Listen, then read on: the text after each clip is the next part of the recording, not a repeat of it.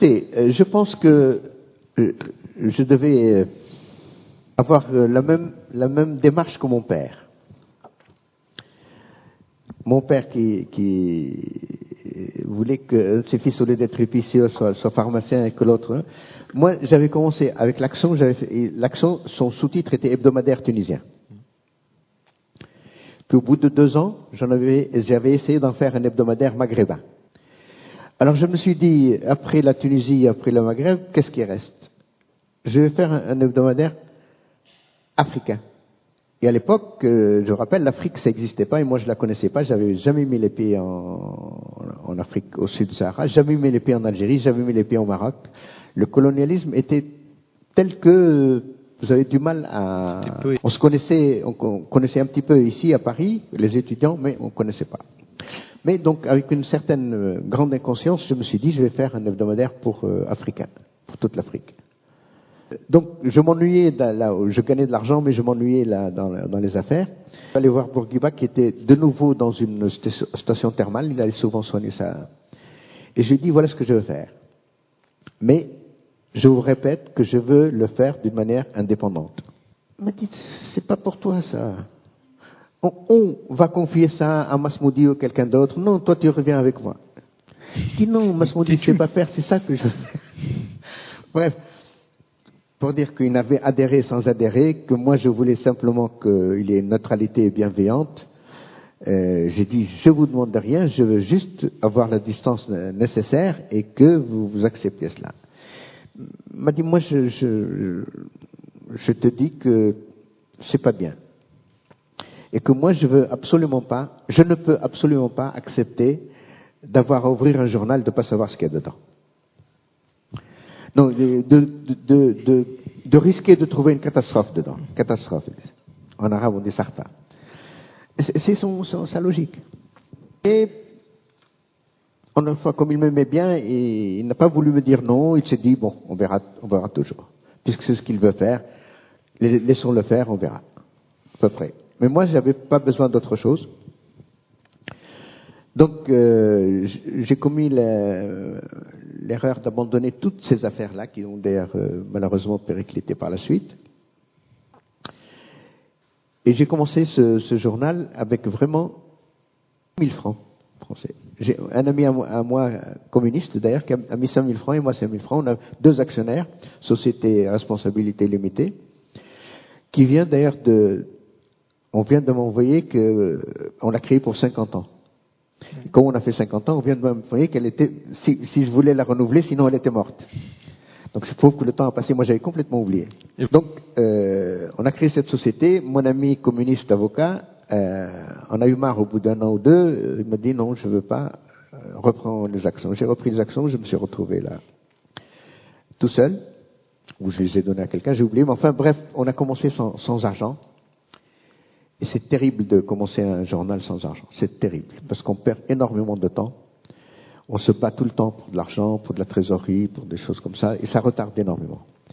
Et ça, comme je le dis, moi, c'est vraiment l'influence de Beuve-Méry. Beuve-Méry disait, un journal doit être pauvre, sans argent, sans lien avec l'industrie, sans lien avec le commerce, rien du tout. Et ça m'a marqué. Je le regrette pas, je m'en plains pas, mais c'est très difficile. Ça rend les choses 10 fois plus difficiles. 100 fois.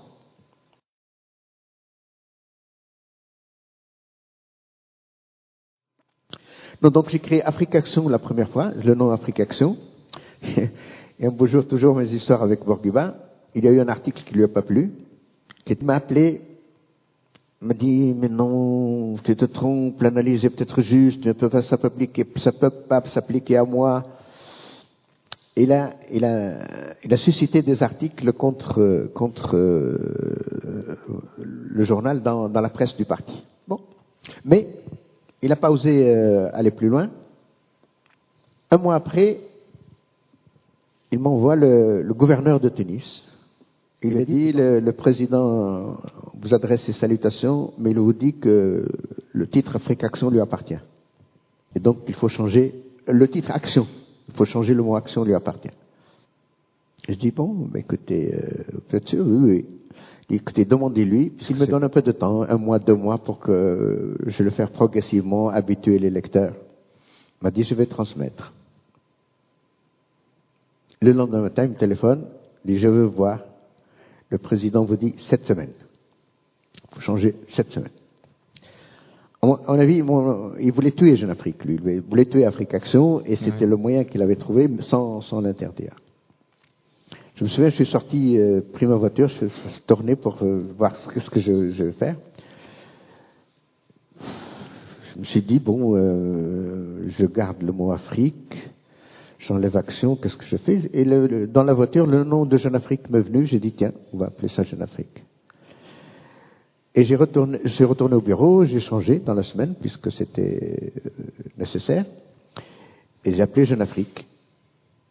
Et lui avait cru que le coup était mortel, donc il a demandé à ses ambassadeurs qu'est-ce que ça donnait. Ses ambassadeurs, pour lui plaire, lui ont dit, depuis que vous avez exigé de changer le nom, le journal ne se vend plus en Afrique. Il m'a foutu la paix pendant 6 mois, alors que ça n'a rien changé. Donc il a cru que le journal était mourant, qu'il était à l'agonie, que comme ça il n'avait pas besoin de l'arrêter. Et un beau jour, je suis allé le voir de nouveau. Je lui ai dit, écoutez, j'aimerais transférer le journal à Rome, parce que j'ai trouvé des conditions de modernisation, etc. Lui venait de se marier, était en lune de miel, très heureux. J'ai demandé à sa femme de m'aider. Il m'a dit, bon, c'est très bien. Vas-y. Je pensais toujours que le journal était mourant, que c'était une tentative de sauvetage, donc je suis parti. J'étais une dizaine, j'ai pris la documentation, les photos, la dizaine de personnes. On est embarqué à Rome de nouveau sans aucun moyen financier. C'était aussi assez difficile. Donc on l'a amené à Rome. Mais allez, à vrai dire, moi je l'ai amené à Rome pour le soustraire là, et un peu parce que la guerre d'Algérie se terminait et que Tunis n'était plus une capitale pour faire un journal, disons, international ou panafricain.